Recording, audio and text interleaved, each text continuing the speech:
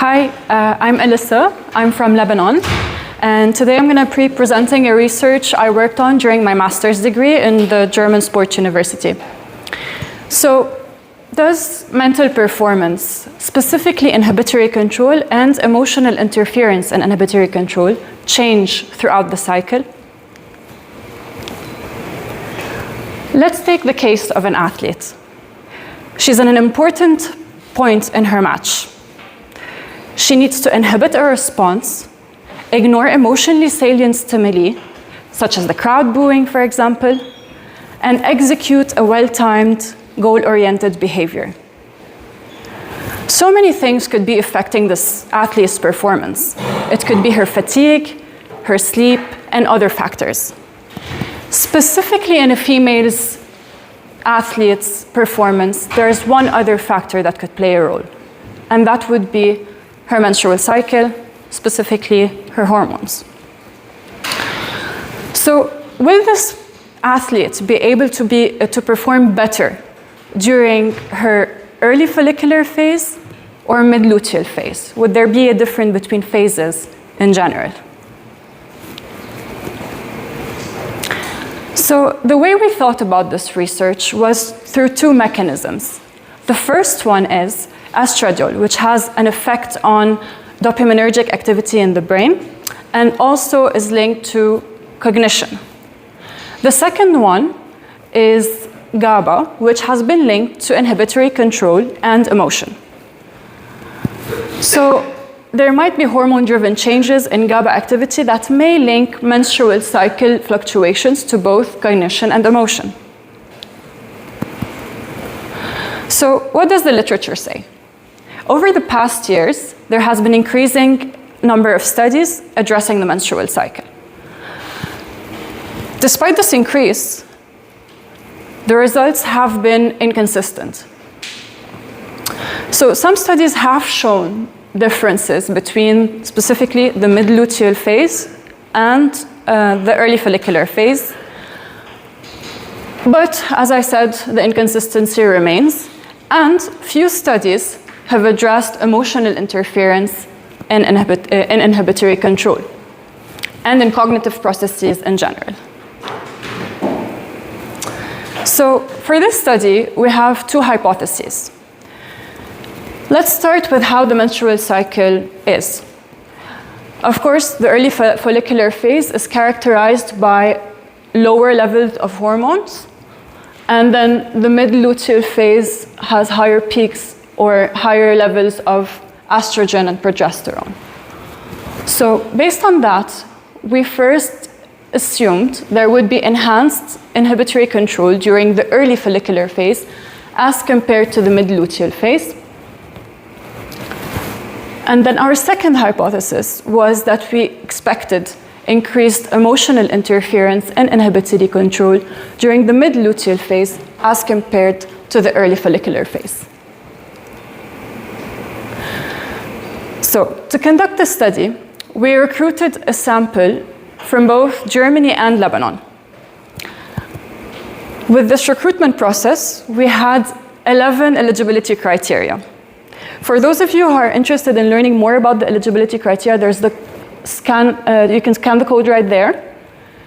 Some of those eligibility criteria included the regularity of the menstrual cycle and other questions about sports participation, age, etc. Following pre-screening, there were only 84 eligible participants in the study. And eventually, we were only left with 41 that completed at least one cycle of participation. And one cycle for us in this study entailed 2 experimental points. I'll clarify that later. So how did we go about this study? We started off by introducing the topic.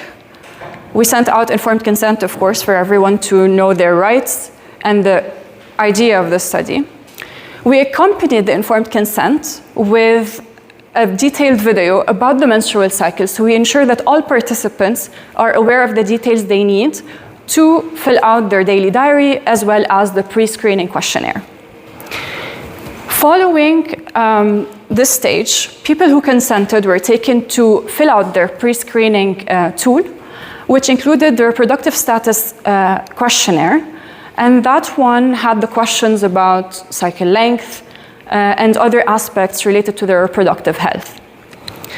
In addition to the RSQ, there was also other parts of the pre-screening questionnaires related to sports participations, as I mentioned in the eligibility criteria above.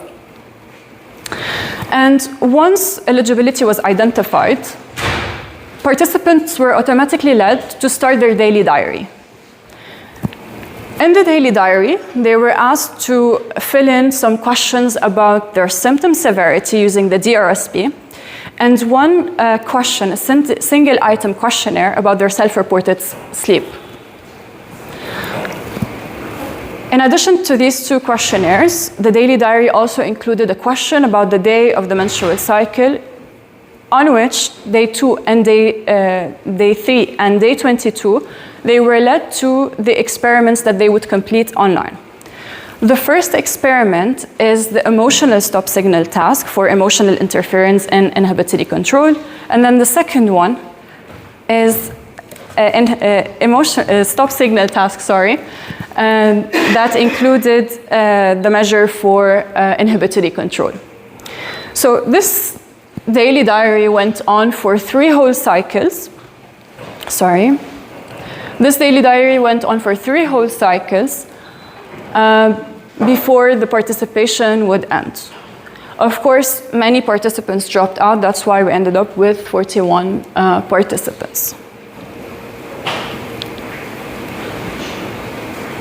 How did we analyze this data? So to account for variability and individual differences, we took the linear mixed model.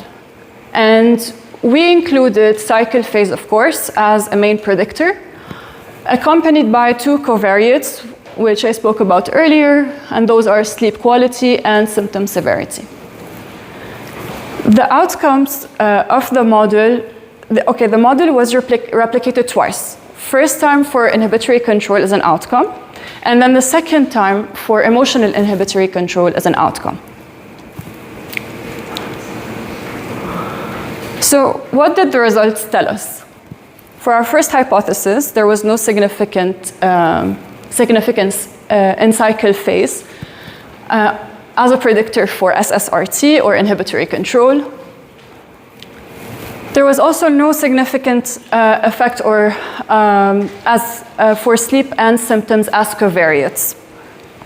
So our H1 was not supported, and we could mention that our study is underpowered because we did not achieve the sample size we needed. Okay, for our second hypothesis, we also did not have any significant prediction between phase and the outcome of emotional interference and inhibitory control. Neither was there a significant prediction for sleep. However, higher symptom severity indicated faster emotional inhibitory control. After correction with the Bonferroni correction, symptom severity effect did not survive. However, this could maybe indicate that symptoms are a more sensitive predictor. And this is something for future research. So our second hypothesis was also not supported. So we could suggest looking into more research or having more research studies that consider state effect alongside the phases, rather than just taking it into account cycle day only. And of course, additional measurement points are needed per participant because, as I mentioned, some participants only completed 2 measurement points, which is 1 cycle. Going back to our athlete scenario, so according to our results, this athlete might still perform the same on the days of her early follicular phase and mid-luteal phase.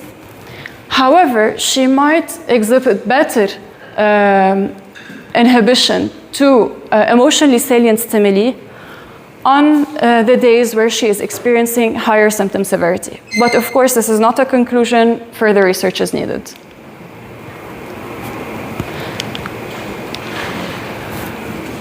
What could this mean in practice?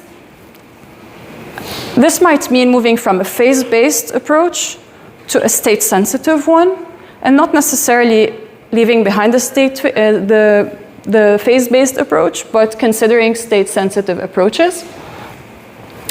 And here we suggest that symptoms could be taken into account rather than suppressed. So the goal is to understand what the symptom makes the athlete better at, and then design around it. Thank you.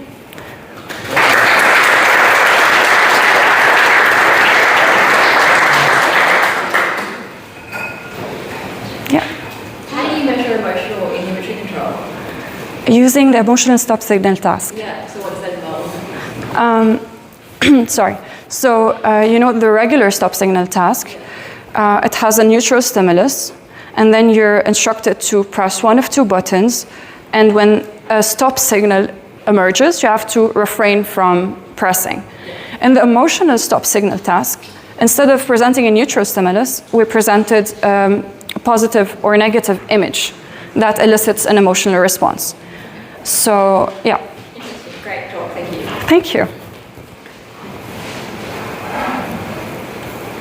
Do you have any other questions? Yeah. Yeah. Thanks for the presentation. I'm not sure if this was reflected in what you meant by a state-based approach, but sort of performance on the SST and these kind of tasks, of course, can be impacted by a lot of different factors, time of day, and anything preceding, leading up to the moment of testing. What did you do in this study? Was it like it's something challenging to tackle, right, in this kind of design? What did you have in place to minimize that? Yeah. Great question. Thank you for that. So what we did, first of all, we sent out the daily diary reminders at the same time every day.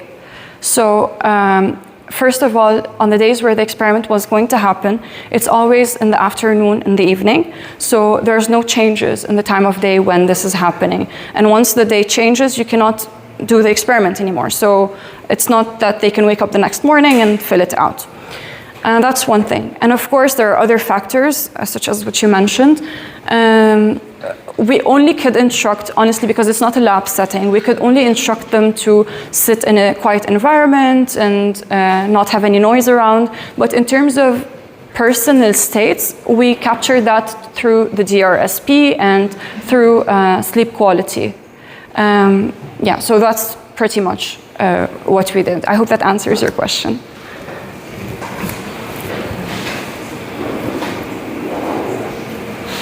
Yeah. Yeah. Thank you for your presentation. I've been wondering if there could have been any practice stop signal tasks. Sorry, I couldn't hear you. I was wondering if there could have been any practice effects on the stop tasks. Because you expected the performance to be better in an early phase. So if they then in the early luteal phase did the stop signal task again, and they perform better just because they've done it just before. Just put like the results. This is why we had intended to, well, this is one of the reasons why we had intended to measure it. Okay, there is a learning effect for sure, but that's part of the literature, but we also intended to measure this over again between these two cycle phases over 3 cycles.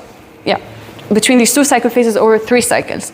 So yes, there is this concern because many of them did not achieve the 3 cycle length, but ideally it would have been to have several measures in the early follicular phase, several measures in the mid-luteal phase, and then compare between them. So yes, to some extent there is a learning effect, but we were hoping to capture more of the differences between phases by increasing the number of measurement points. Thank you. Thanks, Elizabeth. Thank you.